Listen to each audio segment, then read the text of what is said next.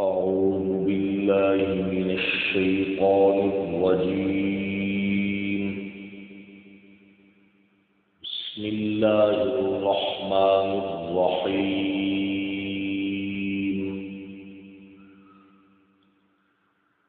وأن هذا صراطي مستقيما فاتبعوه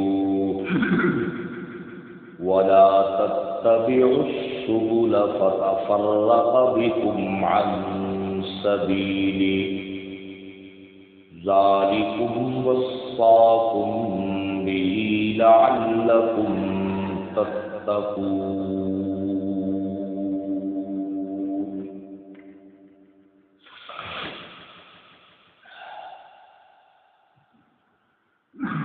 اور بے شک یہی ہے میرا سیدھا راستہ، بس پیچھے چلو تم اس کے، اور نہ پیچھے چلو کئی راستوں کے، بس وہ جدا کر دیں گے تم کو اللہ کے راستہ سے۔ یہ ہیں وہ باتیں جن کی اللہ تمہیں وصیت کرتا ہے تاکہ تم بچ جاؤ۔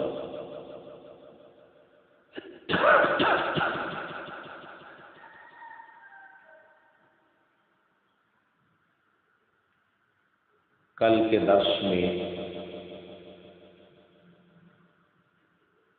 دو باتیں آپ کی خدمت میں بالتفصیل بیان کی گئی،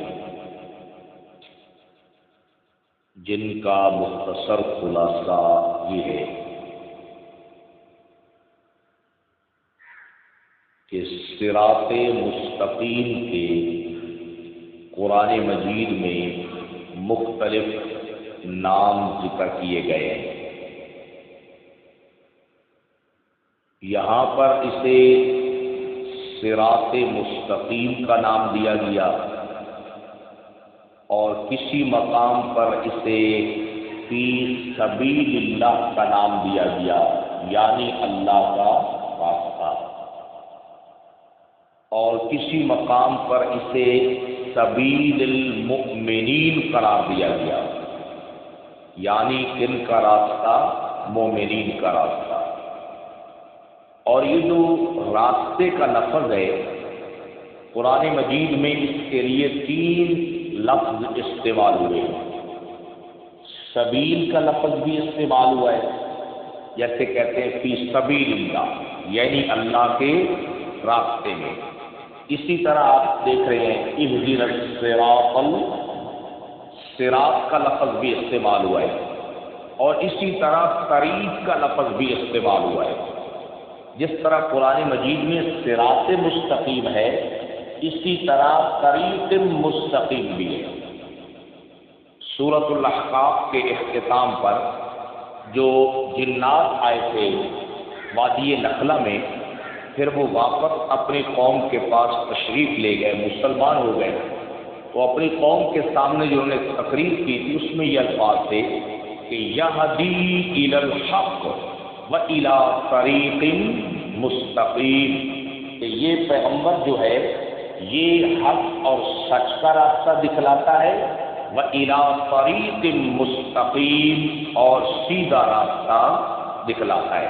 تو طریق مستقیم ہو، صراط مستقیم ہو، سبیل المومنین ہو یا فی سبیل اللہ ہو، یہ سب ایک ہی چیز کے مختلف کیا ہیں؟ نام ہے، سمجھ آئے گی۔ اور دوسری بات یہ عرض کی تھی کہ وَلَا تَتَّبِعُوا السُّبُلَ، بہت سارے راستوں کے کیا ہے پیچھے مت چلو، اس لیے کہ بہت سارے راستوں کی پہچان کیا ہے؟ حضرت مجاہد رحمہ اللہ کا فرمان عرض کیا تھا کہ السبل، بہت سارے راستوں سے مراد البدع، البدع یعنی کیا ہے؟ بدعتیں ہیں۔ کیا ہیں؟ بدعتیں ہیں، بدعات ہیں۔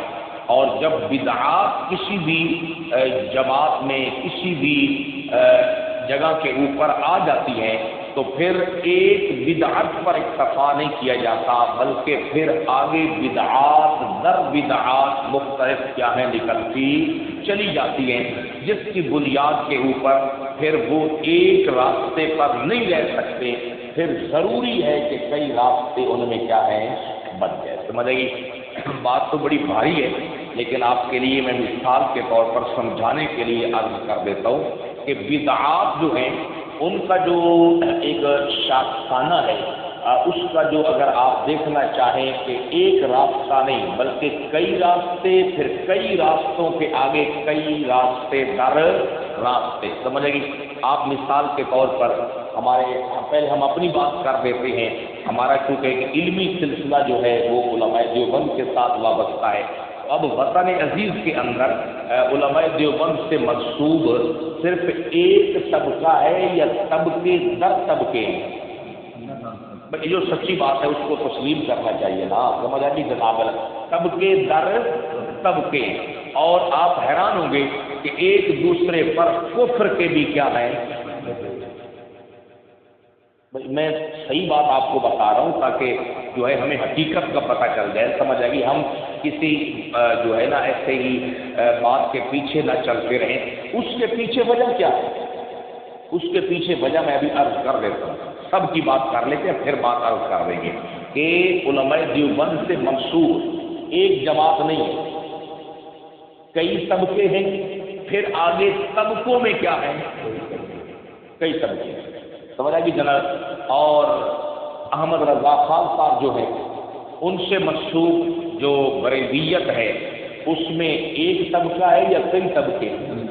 پھر کئی طبقوں میں آگے طبقے در، اور ان میں بھی وہی بات ہے کہ ہر دوسرے کے اوپر گستاخ رسول ہونے کا، کفر کا اور مختلف کیا لگا رہا ہے بھائی، فتوے لگا رہا ہے۔ اچھا جی، اہل الحدیث کو دیکھ لیں جی، جن کا دعویٰ ہے کہ ہم تو صرف کیا ہے بھائی حدیث کے پیچھے ہیں، پورے وطن عزیز میں سب سے زیادہ طبقے جو ہیں انہی کے، سب سے زیادہ طبقے کیا ہیں ان کے، سمجھے گی؟ مختلف جماعتیں در جماعتیں، سمجھے گی جناب والا؟ اور پھر یہ ہے کہ ہر ایک اسی طرح ہر مکتبہ فکر میں جو طبقے در طبقے ہیں ان کے اوپر ایک دوسرے کیا لگا رہے ہیں بھائی، کفر کے فتوے لگا رہے ہیں، سمجھے گی؟ اس کے بعد اہل تشیع کو آپ دیکھ لیں، ان میں کیا ہے جناب والا؟ طبقے در طبقے، سمجھے گی؟ اس کی وجہ کیا ہے؟ آخر اس کے پیچھے جو ہے وہ وجہ کیا بنی ہے؟ تفسیر مظہری میں مفسر قرآن قاضی ثناء اللہ رحمہ اللہ نے جو بات عرض کی ہے اس مقام کے اوپر، وہ فرماتے ہیں کہ اصل بات یہ ہے کہ اللہ رب العزت نے تو کتاب نازل فرمائی، اللہ رب العزت نے تو کتاب سمجھانے کے لیے صاحب کتاب جناب محمد رسول اللہ صلی اللہ تعالی علیہ وسلم کو مبعوث فرمایا، کس لیے؟ تاکہ لوگ اپنی خواہشات کا راستہ چھوڑ کر، لوگ اپنے عقل سوچ و بچار کا راستہ چھوڑ کر، لوگ آباء و اجداد کا راستہ چھوڑ کر سارے لوگ اس راستے کے پیچھے چلے جو اللہ کی کتاب بیان کرے اور اس کا حبیب بیان کرے۔ لیکن ہم نے کیا کیا؟ ہم نے مختلف راستے اپنا لیے، ہم قرآن کے پیچھے نہیں چلتے، قرآن کو اپنی خواہشات کے پیچھے تعویلیں کر کر کے کیا کر دیتے ہیں؟ لگا دیتے ہیں۔ فرماتے ہیں یہ اصل میں بنیادی وجہ ہے جس کی وجہ سے یہ ہمارے درمیان پریشانی بن گئی ہے کہ اصل میں بات تو یہ تھی کہ ہم سارے مل کر کس کے پیچھے چلتے؟ قرآن کے پیچھے چلتے، اللہ کے حبیب کے پیچھے چلتے، تاکہ ہم اپنی خواہشات سے آزاد ہو جاتے، ہم یہ جو سبل کے 5 اسباب بیان کیے گئے تھے ہم اس سے آزاد ہو جاتے۔ لیکن ہم نے کیا کیا؟ ہم نے قرآن اور حدیث کے پیچھے چلنے کی بجائے ان کو کیا کر دیا؟ اپنے پیچھے لگا دیا، سمجھے گی؟ اور جہاں کہیں ہم دیکھتے ہیں کہ جو نظریہ، جو سوچ اور فکر ہمیں ہمارے بڑوں کی طرف سے مل رہی ہے، اگر کسی جگہ کے اوپر وہ اللہ کی کتاب سے، پیارے حبیب کے فرمان سے ٹکرا رہی ہے تو ہم اس کو چھوڑتے نہیں، بلکہ اس قرآن اور حدیث میں تعویلیں کر کے دور دراز سے اس کے معنی لا کر حضرات صحابہ کرام کی جو باتیں ہیں ان کو یکسر نظر انداز کر کے ہم جناب والا تعویلات کے پیچھے پڑ جاتے ہیں اور کتاب و سنت کے پیچھے چلنے کی بجائے کتاب و سنت کو کیا کر رہے ہیں؟ اپنے پیچھے چلا رہے ہیں۔ یہ وجہ ہے کہ جس کی بنیاد کے اوپر ہر مکتبہ فکر میں طبقہ نہیں ہے بلکہ طبقے در طبقے ہیں، اور ہر طبقہ دوسرے طبقے کے اوپر کیا لگا رہا ہے؟ کفر کے فتوے لگا رہے ہیں۔ اور حالانکہ وہ ایسے مسائل ہیں کہ اگر ان کی بنیاد تک پہنچا جائے کہ یہ عقیدہ کہاں سے نکلا ہے تو نہ قرآن میں ہوگا، نہ پیارے نبی کے فرمان میں ہوگا، نہ جماعت مومنین جو صحابہ کرام کی ہے ان سے نکلا ہوگا۔ بعد میں کسی نے کوئی بات کر دی، اسی کے اوپر پھر بات چلنے لگ گئی، اب جو اس پہ نہیں آ رہا اس کو کہتے ہیں یہ اہل سنت والجماعت سے کیا ہے بھائی؟ خارج ہے۔ سمجھ آ گئی جناب والا؟ یہ معتزلی ہے جی، یہ فلانا ہے جی، یہ فلانا ہے جی، یہ مختلف انداز میں اس کے اوپر چل رہے ہیں۔ اس کے پیچھے اصل وجہ یہی ہے، اس کے پیچھے کیا ہے؟ اصل وجہ یہی ہے کہ لوگ جو ہیں انہوں نے مختلف لوگوں نے جو ایک بات کر دی، بس لوگ پھر اس کے پیچھے چلتے رہے ایسا۔ ٹھیک ہے بھائی، ہر کوئی اگر کوئی اس حوالے سے اپنانا بھی چاہتا ہے اس کو اپنی ذات تک، اپنے لوگوں تک محدود رکھے، اس کو دوسرے لوگوں کے سر مسلط کرنے کی اسلام میں کوئی اجازت نہیں ہے۔ سمجھے گی؟ تو یہ اصل میں بات آپ کی خدمت میں عرض کر رہا ہوں کہ اللہ وہ جو سبل بنتے ہیں وہ کس کی وجہ سے بنتے ہیں؟ بدعات کی وجہ سے بنتے ہیں۔ سبل کس کی وجہ سے بنتے ہیں؟ بدعات کی وجہ سے بنتے ہیں، کیونکہ جب کہتے ہیں نا بدعات کی علماء ایسے مثال دیتے ہیں جیسے بلندی ہے نا، اس کے اوپر سے ایک گاڑی نیچے کیا ہے بھائی اس کا اللہ نہ کرے حادثہ ہو جائے تو پھر وہ ایک کلٹی نہیں کھائے گی، پھر وہ کلٹیاں در کیا ہے؟ کلٹیاں کھاتی چلی جائے گی۔ جب ایک بدعت نکلے گی تو پھر وہ اس کے اوپر اکتفا نہیں ہوگا، پھر آگے اس سے کئی بدعات کیا لیں گی؟ جنم لیں گی۔ سمجھا کہ جناب اس میں اب آپ کو چند لوگ ہر جگہ کے اوپر آپ کو چند لوگ ملیں گے گنتی والے انگلیوں کے اوپر جو کہیں گے اللہ اور اس کے رسول کا دیا ہوا نظریہ اور اس کی بات یہی ہے، وگرنہ یہی بات ہوگی کہ بس یہ ہمارے اپنے بزرگوں نے، ہماری اپنی جماعت نے جو نظریہ دے دیا ہے بس ہم اسی کے اوپر کیا ہے بھائی کار بند ہے۔ اگر کوئی اللہ کا بندہ ہمت کر کے سچی بات کر دیتا ہے کہ بھائی اس میں یہ بات ٹھیک نہیں ہے، اس کا لازمی نتیجہ پھر کیا ہوتا ہے؟ بس پھر اس کی خیر نہیں ہوتی۔ باہر کے لوگوں کی تو بات ہم نہیں کرتے، ہم نے تو پہلے اپنی بات کر دی ہے۔ ابھی یہ جو پوڈ کاسٹ ہوئے ہیں جس میں وہ ارشاد بٹی صاحب نے مختلف علماء سے کیا تو اس میں وہ مولانا طارق جمیل صاحب حافظ اللہ سے بھی اس نے کیا ہے انٹرویو کیا ہے۔ تو اب حقیقت بات یہ ہے کہ فضائل اعمال ہے، فضائل حج ہے، اس میں جہاں پر بہت ساری اچھی باتیں ہیں، کچھ اس میں ضعیف اور کیا ہیں کمزور باتیں بھی ہیں، تو اور کچھ واقعات ایسے ہیں جو بالکل صحیح نہیں، بالکل صحیح نہیں، آسان لفظ بولتے ہیں بالکل صحیح نہیں ہے۔ تو اس نے مولانا طارق جمیل صاحب سے پوچھا کہ حضرت یہ واقعہ انہوں نے کہا فضول باتیں، میں نے تو کہا کہ صحیح باتیں نہیں، تو انہوں نے کیا کہا؟ بس پھر ان کی خیر اور فتوے ان کے اوپر کیا ہے لگ رہے ہیں شروع، حالانکہ وہ خود بہت ساری ضعیف باتیں کر جاتے ہیں لیکن انہوں نے یہ ہمت کر کے اگر بات کر بھی دی ہے تو بس ان کی خیر نہیں۔ سمجھے؟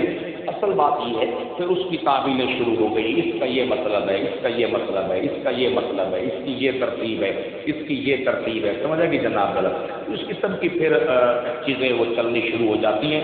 تو تفسیر مظہری والے نے اس کا یہ خلاصہ بیان کیا ہے کہ جب ہم کتاب و سنت کے پیچھے چلنے کی بجائے کتاب و سنت کو اپنے پیچھے چلائیں گے تو پھر ہم آپس میں متحد رہ سکتے نہیں ہیں، پھر کئی جماعتیں بنے گی مختلف ناموں سے، پھر وہ اس نام پر بھی ایک نہیں رہ سکے۔ بڑا عجیب جملہ لوگوں نے کہا ہے، کہتے ہیں کہ جب ایک سے دو ہو گئے نا پھر دو سے ایک نہیں ہوتا، پھر دو سے کیا بنتے ہیں؟ تین بنتے ہیں۔ جب تین ہو گئے تین سے پھر واپسی نہیں ہے، تین سے پھر کیا بنیں گے؟ چار بنیں گے۔ سمجھ آئیے وہ کس وجہ سے بنتے ہیں کہ جب ہم کتاب و سنت کے پیچھے چلنے کی بجائے کتاب و سنت کو کیا کرتے ہیں؟ اپنے پیچھے لگاتے ہیں۔ سمجھا کہ جناب واللہ اس سے ہماری حفاظت فرمائے گی۔ سمجھا کہ جناب غلط، اور اللہ ہمیں ہمت کر کے اور جو ہے ہمیں ہمت بھی عطا فرمائے اور ہماری مدد اور نصرت بھی کرے کہ ہم سچی بات جو ہے اس کو کر سکے اور اس کے اوپر جو ہے عمل کرنے کی بھی پھر کیا ہے محنت اور کوشش کر سکے۔ اب میں اشارتاً آپ کے لیے کچھ سبل جو قرآن مجید میں بیان کیے گئے ہیں وہ آپ کے لیے عرض کر دیتا ہوں تاکہ ہمیں پتہ چل جائے اللہ نے جو قرآن مجید میں جو ایک سبیل، دو سبیل، تین، تو وہ جمع ہو جائیں گے تو کیا بن جائیں گے؟ سبل بن جائیں گے، سمجھ آئے گی نا؟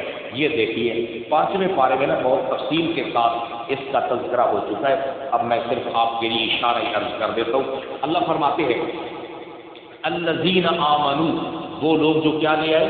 ایمان لے آئے، یقاتلون فی سبیل اللہ، وہ قتال کرتے ہیں کس کے راستے میں؟ سبیل اللہ آ گیا، آگے اس کا مد مقابل سنو، والذین کفروا، اور وہ لوگ جو کافر ہیں، یقاتلون فی سبیل الطاغوت، یہ آگے اب سبل کی بات، سبل کون کون سے قرآن نے بیان کیا ہے؟ ان میں سے ایک بیان کیا ہے سبیل طاغوت، طاغوت کے راستے میں۔ یہ 5ویں پارے میں نا سورۃ النساء میں طاغوت کی بڑی تفصیل جو ہے وہ بیان کی گئی، یہاں پر فرمایا فی سبیل طاغوت، اور پیچھے فرمایا الم تر الی الذین یزعمون، وہ مشہور واقعہ جس میں ایک یہودی اور منافق کا جھگڑا ہو گیا، تو وہ یہودی کیا کہتا تھا کہ فیصلہ کس کی طرف لے جائیں؟ اللہ کے حبیب کی طرف۔ منافق کیا کہتا تھا؟ یریدون، وہ ارادہ کرتے ہیں ان یتحاکموا الی الطاغوت، کہ وہ فیصلہ لے جائیں کس کی طرف؟ طاغوت کی طرف لے جائیں۔ تو طاغوت کے اوپر کافی تفصیل سے ہم نے یہاں پر آپ کو باتیں سمجھائی تھی کہ طاغوت کا مصداق جو ہے وہ 3 چیزیں ہیں۔ سب سے پہلے شیطان، سب سے پہلے شیطان، سبیل طاغوت، سبیل اللہ کے مقابلے میں جو سبل ہے ان میں سے پہلا نمبر کس کا ہے؟ سبیل طاغوت، سمجھ آئے گی؟ تو طاغوت کا پہلا مصداق کون ہے؟ بزرگ شیطان ہے، سمجھ آئے گی؟ دوسرا اس کا مصداق عرض کیا تھا کاہن، کون ہے جی؟ کاہن، نجومی، جادوگر، جو اس کے راستے کے اوپر چلتا ہے تو وہ بھی کس کے راستے پر ہے؟ سبیل طاغوت۔ اور تیسرا طاغوت کا مصداق ہے گمراہی کا سرغنہ، گمراہی کا سرغنہ۔ جیسے یہ منافق جو ہے وہ یہودی کو کہہ رہا تھا کہ یار ادھر مسجد نبی میں جانے کی کیا ضرورت ہے، فیصلہ کروا لیتے ہیں ادھر۔ طاغوت، وہ طاغوت کون تھے؟ یہود و نصارہ کے مولوی، یہود و نصارہ کے کیا ہیں؟ مولوی نہیں، مولوی، سمجھ آئے گی جناب؟ تو وہ جو گمراہی کا جو سرغنہ ہوتا ہے وہ بھی کیا ہوتا ہے؟ طاغوت ہوتا ہے۔ تو جادوگر ہو یہ بھی طاغوت ہے، شیطان ہو یہ بھی طاغوت ہے، گمراہی کا سرغنہ ہو تو یہ بھی کیا ہے؟ طاغوت ہے، سمجھ آئے گی؟ تو اللہ کا جو راستہ ہے، اللہ کے حبیب کا جو راستہ ہے، جو فی سبیل اللہ ہے، جو طریق مستقیم ہے، اس کے مقابلے میں اللہ کہتے ہیں سبل کے پیچھے نہ چلو۔ وہ سبل کیا ہیں؟ وہ ہیں سبیل طاغوت۔ اور سنیے آپ کے لیے میں عرض کر دیتا ہوں تاکہ پتہ چل جائے کہ قرآن مجید میں بہت سارے جو سبل ہیں وہ بیان کیے گئے، آپ کو آسان انداز میں بات سمجھ آ جائے گی، میں نے وہ آسان ان میں سے انتخاب کیا ہے۔ حضرت موسیٰ علیہ السلام جب اللہ کے فضل سے، اس کی رحمت سے بنی اسرائیل کو لے کر پار ہو گئے تو بنی اسرائیل خود کہتی تھی اب ہمیں کوئی کتاب ملے تاکہ اس کا ذکر کریں، کچھ احکام ملے۔ تو اللہ نے فرمایا کہ طور پر آ جاؤ، 1 مہینہ اور پھر 10 دن اضافہ ہو گئے تو کتنے دن ہو گئے؟ 40 دن ہو گئے نا۔ تو موسیٰ علیہ السلام پیچھے جو ہے اپنے بھائی ہارون کو چھوڑ کر گئے، اور کیا فرمایا ذرا دیکھیے، وَوَعَدْنَا مُوسَىٰ 30 لَيْلَةً، اور وعدہ دیا ہم نے موسیٰ کو 30 راتوں کا، وَأَتْمَمْنَاهَا، اور پورا کیا ہم نے اس کو 10 کے ساتھ، فَتَمَّ مِيقَاتُ رَبِّهِ 40 لَيْلَةً، تو کتنی راتیں مکمل ہو گئی؟ 40 راتیں۔ وَقَالَ مُوسَىٰ، اور فرمایا کلیم نے لِأَخِيهِ، اپنے بھائی ہارون سے، اخلفنی فی قومی، میں جا رہا ہوں میرے پیچھے میری قوم کی میں میری کیا کرنی ہے؟ آپ نے جانشینی بننی ہے، نیابت کرنی ہے، وَأَصْلِحْ، اور ان کی کیا کرنی ہے؟ اصلاح کرنی ہے، فَلَا تَتَّبِعْ سَبِيلَ الْمُفْسِدِينَ، سبیل الطاغوت، سبیل مفسدین۔ تو یہ کیا بن رہے ہیں؟ اب سبل بن رہے ہیں، بس بتا رہے قرآن کے سبل وہ کیا ہے، سمجھ آئے گی؟ سبیل المفسدین۔ تو پھر انہوں نے کون سا فساد کیا تھا؟ حضرت کلیم کے جانے کے بعد قوم جو بگڑ گئی اور قوم نے جو فساد پیدا کیا وہ کون سا فساد تھا؟ شرک کے اوپر کیا ہے؟ سمجھ آ رہی ہے بات؟ آسان ہے، بات تو سمجھنی تو آسان ہے، پتہ تو چل رہا ہے تاکہ ولا تتبعوا السبل، قرآن جو کہہ رہا ہے کہ سبل کے پیچھے نہیں چلنا، وہ سبل کیا ہے؟ وہ سبیل الطاغوت، وہ سبل ہے، اور سبیل المفسدین، اللہ کے نبی اپنے بھائی کو کہہ رہے ہیں لا تتبع سبیل المفسدین، میری قوم میں بڑے فسادی ہیں، فسادیوں کے پیچھے آپ نے چلنا نہیں ہے۔ تو قوم نے بچڑا، وہ جو سامری تھا، سمجھ آ گئی، وہ علماء سو کی ایک نشانی ہے، اس نے بچڑا بنایا اور وہ جادو کا مسئلہ جانتا تھا، جادو کے ذریعے سے اس نے ایسا کرتب کیا کہ ہوا آگے پیچھے سے گزرتی تو اس کے اندر سے کیا نکلتی تھی؟ آواز نکلتی تھی، سمجھ آئے گی؟ تو ان کے وہ قوم ساری اس کے پیچھے لگ گئی۔ حضرت ہارون ان کو سمجھا رہے ہیں اللہ کے بندو یہ شرک ہے، یہ کیا ہے؟ شرک ہے، یہ کون سا تم نے کام کر لیا ہے؟ تو اللہ نے تم پر کتنا فضل کیا، کتنا کرم کیا، تمہیں فرعون کے ظلموں سے نجات دی، اور اب تم نے یہ کام کرنا کیا ہے؟ شروع کر دیا۔ بہرحال وہ سمجھاتے رہے، بات نوبت اس تک پہنچ آئی کہ آپس میں لڑائی شروع ہو، آپس میں کیا ہے؟ لڑائی شروع ہو جائے۔ اور آپ جانتے ہیں کہ پردے کے پیچھے جاننے والا کون ہے؟ اللہ کی ذات ہے۔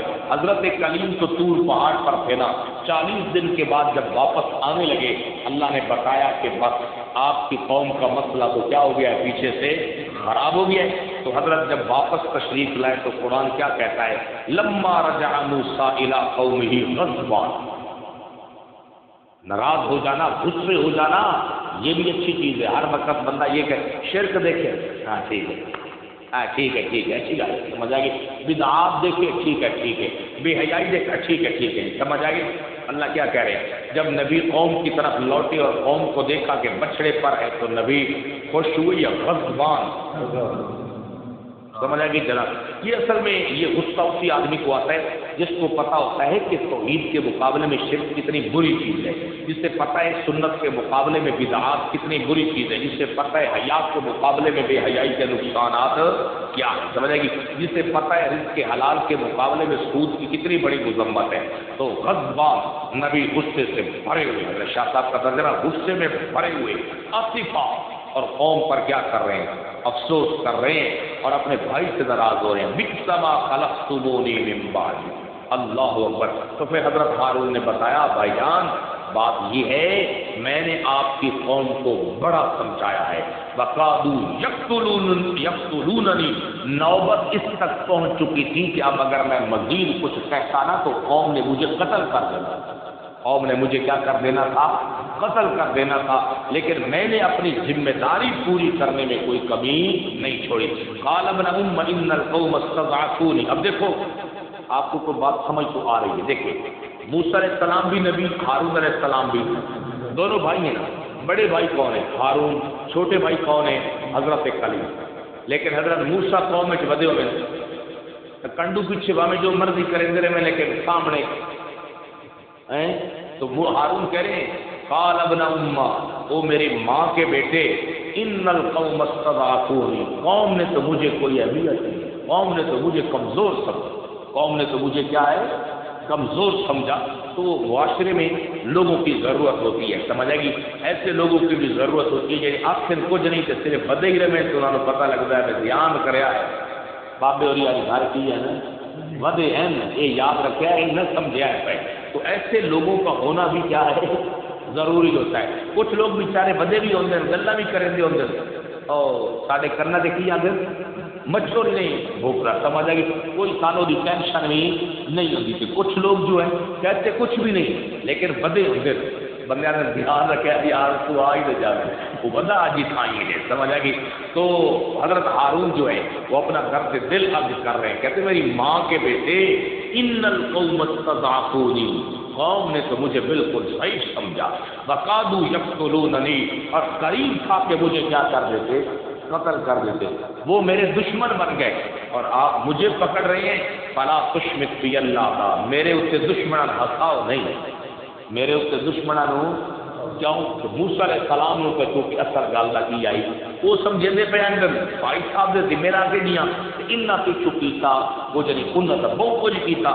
جب یہ پتہ چلا تو بس پھر چونکہ جو نبوت ہوتی ہے اس سے جب حقیقت کا پتہ چلتا ہے تو موسیٰ علیہ السلام کہنے لگے رب اغفر لی ولی اخی، اللہ مجھے بھی معافی دے تے میرے بھیران ہوئی کی ہے معافی دے، وادخلنا فی رحمتک، سانو دو منو اپنی رحمت اس کی کر لا داخل کر لا. سمجھ آئیے؟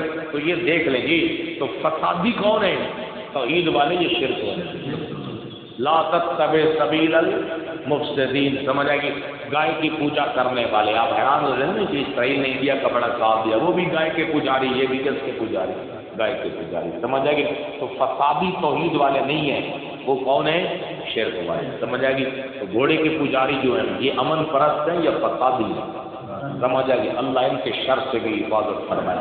چلو ایک مقام اور آپ کے لیے یاد کر دیتے تاکہ آپ کو مختلف سبیلوں کا پتہ چل جائے. یہ دیکھیں جی سورۃ الانعام میں اس پر بہت تفصیل سے کلام ہو چکا ہے.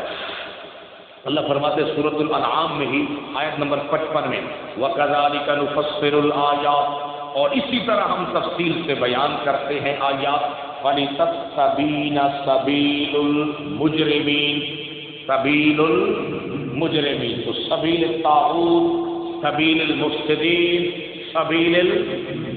تو ابھی سبل کا پتہ کوئی نہیں چل رہا کہ سبل کیا ہوتا ہے. سمجھ آ گئی جناب؟ تو فرمایا وَلِتَسْتَبِينَ سَبِيلُ الْمُجْرِمِينَ. پورا رکوع پڑھ کے دیکھ لے رکوع کیا چل رہا ہے. وہ مشرکین عرب آئے، اللہ کے حبیب سے کہا آپ کی توحید والی بات ماننا تو بعد میں سنتے ہیں، لیکن شرط یہ ہے کہ یہ جو غریب لوگ ہیں ان کو اپنی محفل سے کیا کر دو، اٹھا دو. پورا رکوع اسی بات کے اوپر ہے. سمجھ آئے گی؟ تو اللہ نے فرمایا لا تطرد الذین یدعون ربهم بالغداۃ والعشی. سمجھ آئے گی؟ میرے حبیب جو صبح و شام تیرے رب کی پکار کرتے ہیں انہیں آپ نے اٹھانا نہیں ہے. کیوں؟ ما علیک من حسابهم من شیء، آپ کے ذمہ ان کے حساب میں سے کچھ بھی نہیں ہے. وما من حسابک علیہم من شیء، اور نہ تیرے حساب میں ان کے ذمہ کچھ ہے. فتطردهم، لہذا ان کو اپنی محفل سے اٹھانے کی اجازت نہیں ہے. پھر فرمایا وَكَذَلِكَ فَتَنَّا بَعْضَهُمْ، مجرم سنو، وَكَذَلِكَ فَتَنَّا بَعْضَهُمْ بِبَعْضٍ، ہم بعض لوگوں کو بعض کے ذریعے سے آزماتے ہیں. کس کے ذریعے سے؟ تاکہ وہ کہیں هَؤُلَاءِ مَنَّ اللَّهُ عَلَيْهِمْ مِنْ بَيْنِنَا، ساڈے بھی چونکہ یہ لوگ ہیں جنہ پہ اللہ کی کیتا ہے، احسان کیتا ہے، جن کے اوپر اللہ نے کیا کیا ہے. یہ سب بہت تفصیل سے میں نے عرض کیا تھا کہ عدم تسلیم کی وجہ کیا ہے؟ ماننے والوں کو حقیر سمجھنا. ماننے والوں کو کیا سمجھنا؟ حقیر سمجھنا. جو اللہ کی وحدانیت کو تسلیم کر چکے ہیں، اس کے نبی پر دل و جان سے فدا ہیں، ان کو سرداروں نے کیا سمجھا کہ یہ لوگ کیا ہیں. یہ بات آج تو نہیں پائی جاتی نا معاشرے میں. آج تو بہت پڑھا لکھا طبقہ ہو گیا جناب والا. آج تو علم کی دنیا ہے، روشنی کی دنیا ہے. سائنس پہلے آسمان کو چھوڑ کر ساتوں آسمان کیا کر چکی ہے بھائی؟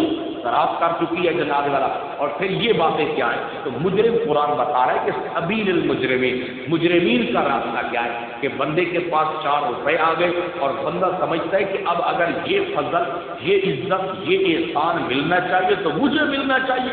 یہ غریب لوگوں کو یہ احسان کیا ہے؟ ان کا اللہ کے اوپر کیا ہو گیا؟ احسان ہو گیا. تو جب ان کی ناقدری کی گئی تو اللہ نے فرمایا میرے حبیب اب ان کو تھوڑی اور عزت دے دو. جب یہ تیری محفل میں آئے نا فقل سلام، تو انہیں کہا کر مرحبا. کیا کہا کر؟ مرحبا، خوش آمدید. تو جب یہ ساری وضاحت ہو گئی تو اللہ نے فرمایا وَكَذَلِكَ نُفَصِّلُ الْآيَاتِ، ہم تو تفصیل سے ایسے بیان کر رہے ہیں، تفصیل سے وضاحت سے. حضرت شاہ صاحب کا جملہ مشتمل بر حال و معال و فریقین، ایسی آیات تاکہ پتہ چل جائے کہ دونوں جماعتوں کی موجودہ حالت کیا ہے اور انجام کیا ہے. آگے فرمایا وَلِتَسْتَبِينَ سَبِيلُ الْمُجْرِمِينَ. سمجھ آئے گی؟ تو یہ ہے جس قبول جو قرآن مجید میں بیان کیے گئے ہیں اور اللہ رب العزت نے اس کی وضاحت فرما دی ہے. اور اس کی آسان بات اہل ایمان کے اندر، ایمان کا دعویٰ کرنے والوں میں سبل کب بنیں گے؟ جب ان میں کون سی چیز آ جائے گی؟ بدعات آ جائیں گی تو پھر سبیل پر نہیں رہیں گے. کیا بن جائیں گے؟ سبل بن جائیں گے. سمجھ گئے؟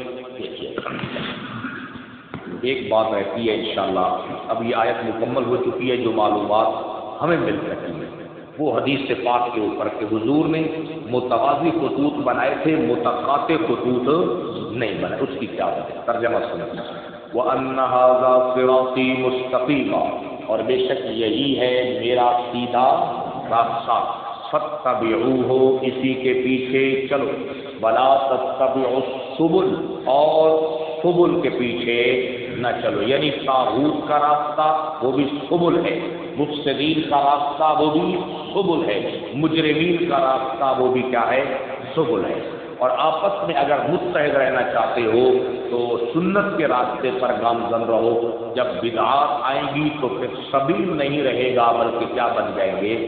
سبل بن جائیں گے۔ فَتَفَرَّقَ بِكُمْ عَنْ سَبِيلِهِ، بس یہ سبل پھر تمہیں جدا کر دیں گے اللہ کے راستے سے۔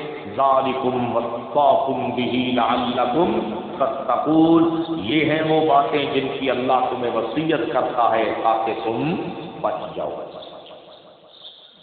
اللہ